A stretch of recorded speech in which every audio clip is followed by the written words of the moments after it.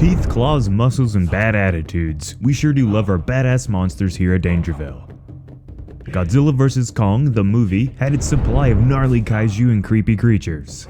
But in the connected lore for the Monsterverse, coming in the way of Kingdom Kong and Godzilla Dominion, we got to see more titans, more wild animals, more monsters. This video will focus on the monsters that you didn't see in Godzilla vs. Kong, but are out there in the amazing Monsterverse. Some are mighty, others are beautiful, but one thing is for sure, they're all deadly. I hope you're all having a great day, and let's get to it.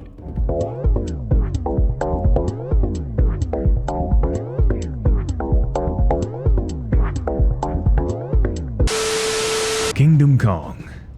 Before we get into the meat of this video, I wanted to say that we are primarily focusing on all the newly introduced into the series monsters. Our Furry Apes prequel story featured a handful of new monsters and wildlife on Skull Island, starting with the mysterious spirit tiger.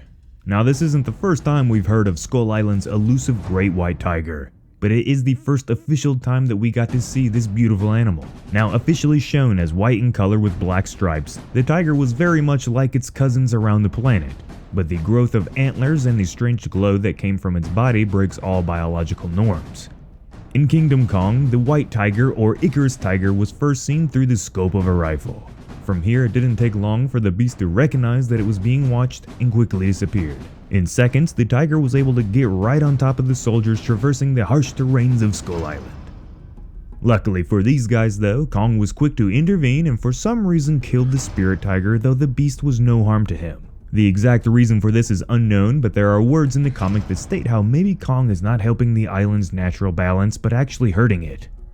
Killing the tiger because it was attacking humans, but all the creature was doing was hunting, something completely natural. And while the tiger couldn't stand up to the full-grown Kong, it still has got to be one of the most special creatures on the island.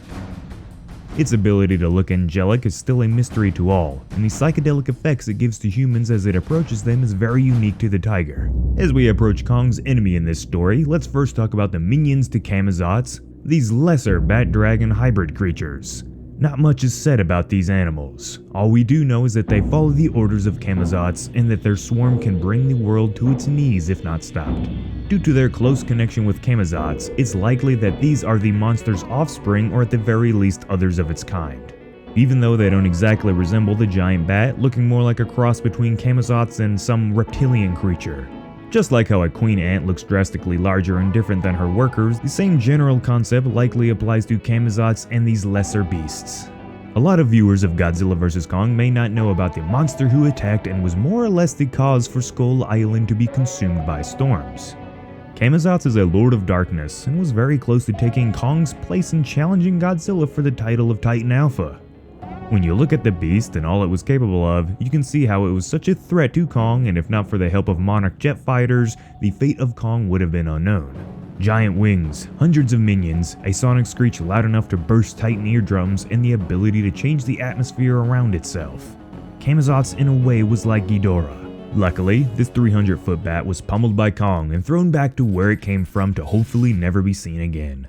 That's all the newly introduced monsters in Kingdom Kong. Let's move on to Godzilla Dominion. Dominion introduces new monsters, but it also finally gives some of our favorite titans from Godzilla King of the Monsters some action. And due to them being finally shown in true action in Dominion, I'm gonna include them. The standout titan from King of the Monsters finally got to show what it was worth in monster combat within Dominion. Turns out though, even though we love Behemoth, the mammalian titan is not very gifted when it comes to one-on-one combat. While we didn't get to see Behemoth crush an enemy under his tusks like many fans wanted to see after King of the Monsters, it was still good to build this monster's lore around saving the Amazon forest and how he was the ideal partner for Godzilla's aim at balancing the planet. One of the other King of the Monsters titans showed up in Dominion, that being Scylla. The giant crustacean kneeled to Godzilla, but it didn't take long for the monster to grow tired of not being able to do whatever it wanted. In search for more food, the Titan attacked humanity and was well on its way of becoming a true menace until Godzilla put the monster back in her place.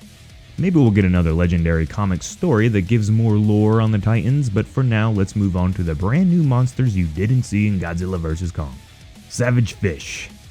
We got to witness a little of Hollow Earth's oceanic wildlife with the introduction of the savage fish who have yet to have an official name placed on them. The atomic bomb used to revive Godzilla and King of the Monsters also managed to blow open a gateway to the hollow earth inside of Godzilla's lair. When the G-Men came back to his home to see if it was still a place he could call his own, he was greeted by a swarm of these fish along with a much larger queen. He made quick work of the attackers, and the fish were neutralized. Now let's get to the titan that was attacking Behemoth in the Amazon, Amhuluk. This has got to be one of the more unnatural titans ever discovered. Awakening from its slumber somewhere out in Russia, the monster was unable to make it in time to see Godzilla become the new King of the Monsters. This is at least one reason why the monster sets out to the Amazon in hopes of claiming it as its own. It had no idea of an alpha, so it was going to do whatever it wanted. While most of the beasts tend to resemble some form of life on Earth, Amhuluk looks like something from another world altogether. The only connection with our biology that the monster appears to have are root-like growths that stretch out from its body. The entirety of its body appears to be made up of thousands of individual vine-like strands of flesh that give it the ability to extend parts of its body to be used for weapons in battle. Drew Johnson, the lead artist on Dominion, stated that Amhuluk is merely a head and parts of a spine. The rest of its body is actually a telekinetically assembled mass of old vegetation, logs, branches, and moss, all molded together by one mind. Even with all these outlandish powers, Amhuluk still knew that Godzilla was much too powerful for it and retreated without even giving Godzilla a fight. Another water-based titan was revealed in Na Kika, a strange monster that looked like a mixture between a butterfly and an octopus. Na Kika may not be the most physically daunting of all the titans, being able to be held captive by a net that Godzilla broke like a toothpick, but the creature has abilities that showcase it as one of the more clever of the titans. It can change colors to match its surroundings, alter its vitals in order to appear dead, and problem solve to an extent. This is how the monster was able to escape its containment at the Monarch outpost it was located at. By making itself, quote, die, for lack of better words, the monster was able to float right through the containment field that was unknown to Monarch at the time, only able to hold living titans back. Research suggests that it could even regenerate limbs that may be lost, and the beast appears to have some sort of bioelectric powers. The brain of Na Kika is very large for its body size, so it likely was capable of advanced emotions. While it was trapped and drugged out in the net, it likely was very much aware of the situation and was able to comprehend it all, but was unable to do anything about it. It's a little sad. And now for the final monster that was introduced into the Monsterverse, but that you didn't see in Godzilla vs. Kong. Before we get to Tiamat, I did want to quickly bring up the dead bodies of what appear to be other water-based titans due to their immense size. All of these monsters were killed by the sea serpent herself, who must be one of the greatest titans to ever live. There is even the rumor that Tiamat was able to defeat and kill the same exact ancient Kong who at once defeated Godzilla. One look at Tiamat is enough to understand what the titan is capable of. With an assortment of badass attacks like the ability to control water and release a toxin that was able to blind Godzilla, the Titan might have been a real threat to Godzilla's throne if not for the special upgrades he got from Serizawa's nuke and Mothra.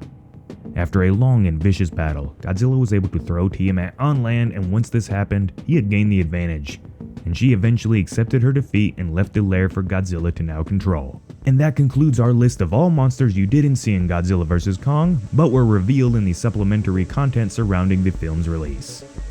I hope you enjoyed this video, and if so, make sure to share this video around with your friends and leave a like if you feel I earned it. Thank you for your time, everyone. This has been Jacob, and I will see you in the next one.